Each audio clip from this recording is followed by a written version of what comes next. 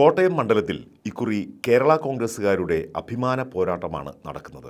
1977 ശേഷം കേരള കോൺഗ്രസുകൾ നേർക്കുനേർ വരുന്ന ആദ്യ തെരഞ്ഞെടുപ്പ്. സിറ്റിംഗ് MP തോമസ് ചാഴിക്കാടൻ തന്നെയാണ് കേരള കോൺഗ്രസ് മാണി ഗ്രൂപ്പിനു വേണ്ടി LDF സ്ഥാനാർത്ഥിയായി രംഗത്തുള്ളത്. പാർട്ടിയുടെ ഏക ലോക്സഭാ സീറ്റ് നിലനിർത്തുക എന്ന ഉത്തരവാദിത്തമാണ് ചാഴിക്കാടന് മുന്നിലുള്ളത്. 4100 കോടി രൂപയുടെ വികസന പ്രവർത്തനങ്ങൾ മണ്ഡലത്തിൽ നടത്തിയിട്ടുണ്ട്. LDFന് ഇത് വോട്ടർമാർക്കിടയിലുള്ള പ്രവർത്തനത്തിൽ നല്ല പിൻബലം നൽകുന്നുണ്ട്. 1 ലക്ഷത്തോളം വോട്ടിൻ്റെ ഭൂരിപക്ഷത്തിലായിരുന്നു ചാഴിക്കാടൻ്റെ കഴിഞ്ഞ തവണത്തെ വിജയം. വോട്ട് ശതമാനം 2014 51% നിന്ന് 46.6% കുറഞ്ഞു. എങ്കിലും നിലനിൽക്കുന്ന കേന്ദ്ര സർക്കാരിനെതിരായ ഭരണവിരുദ്ധ തരംഗം കൂടി ചേർന്നാണ് ഇത്തവണ വിജയപ്രതീക്ഷ. മാത്രമല്ല, അന്നത്തെ ത്രികോണ മത്സരത്തിൻ്റെ വെല്ലുവിളി ഇപ്പോഴില്ല.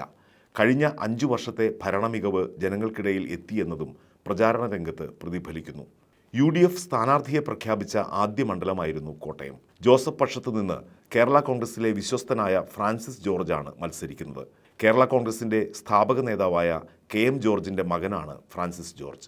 2 മുതിർന്ന കേരള കോൺഗ്രസ് നേതാക്കൾ ഏറ്റുമുട്ടുമ്പോൾ NDA മുന്നണിയിൽ നിന്ന് മാറ്റുരയ്ക്കുന്നത് തുഷാർ വെള്ളാപ്പള്ളി തന്നെയാണ്. BDJS സംസ്ഥാന ഉപാധ്യക്ഷൻ വലിയ വാഗ്ദാനങ്ങളുമായാണ് രംഗത്തെത്തിയത്.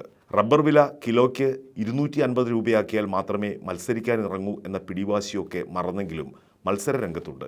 പഴയ ത്രികോണ മത്സരത്തിൻ്റെ ഓളമൊന്നും തീർക്കാൻ കഴിയുന്നുമില്ല. എല്ലാ കാലവും UDFനൊപ്പം നിന്ന ചരിത്രമല്ല കോട്ടയത്തിനുള്ളത്. 5 തവണ CPIM സ്ഥാനാർത്ഥികൾ ജയിച്ച മണ്ഡലം കൂടിയാണിത്. കേരള കോൺഗ്രസുകാർ തമ്മിലുള്ള മത്സരമാണെങ്കിലും CPIMനും കോൺഗ്രസിനും ശക്തമായ അടിത്തറയുള്ള മണ്ഡലമാണ് കോട്ടയം.